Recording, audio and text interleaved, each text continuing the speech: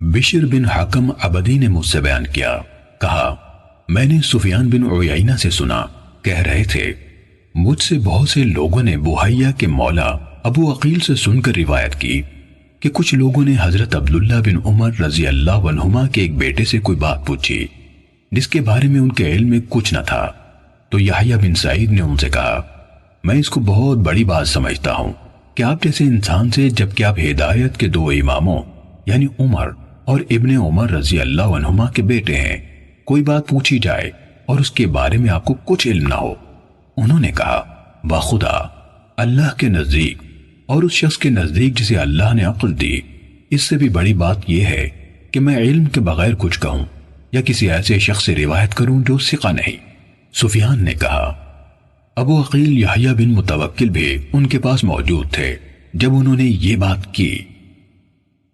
صحیح مسلم حدیث نمبر 34۔ یحییٰ بن سعید نے کہا میں نے سفیان ثوری، شعبہ، مالک اور ابن عیینہ سے ایسے آدمی کے بارے میں پوچھا جو حدیث میں پوری طرح قابل اعتماد یعنی ثقہ نہ ہو، پھر کوئی آدمی آئے اور مجھ سے اس کے بارے میں سوال کرے تو ان سب نے کہا اس کے بارے میں بتا دو کہ وہ پوری طرح قابل اعتماد نہیں ہے۔ صحیح مسلم حدیث نمبر 35۔ نظر کہتے ہیں کہ ابن عون سے شہر بن حوشب کے حدیث کے بارے میں سوال کیا گیا۔ اس وقت وہ اپنی دہلیز پر کھڑے تھے، وہ کہنے لگے انہوں یعنی محدثین نے یقیناً شہر کو مطعون ٹھہرایا ہے، انہوں نے شہر کو مطعون ٹھہرایا ہے۔ امام مسلم رضی اللہ عنہ نے کہا لوگوں کی زبانوں نے انہیں نشانہ بنایا، ان کے بارے میں باتیں کی۔ صحیح مسلم حدیث نمبر 36۔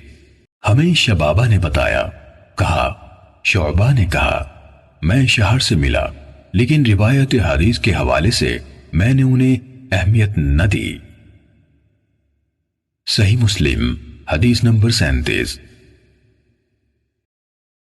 عبداللہ بن مبارک نے کہا میں نے سفیان ثوری سے عرض کیا بلا شبہ عباد بن کثیر ایسا ہے جس کا حال آپ کو معلوم ہے، جب وہ حدیث بیان کرتا ہے تو بڑی بات کرتا ہے، کیا آپ کی رائے ہے کہ میں لوگوں سے کہہ دیا کروں کہ اس سے حدیث نہ لو؟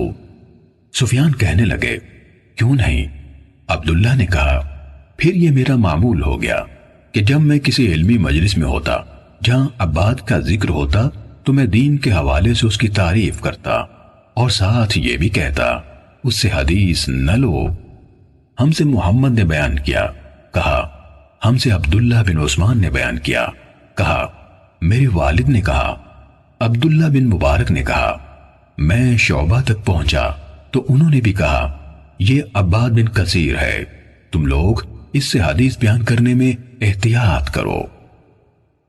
صحیح مسلم حدیث نمبر 38۔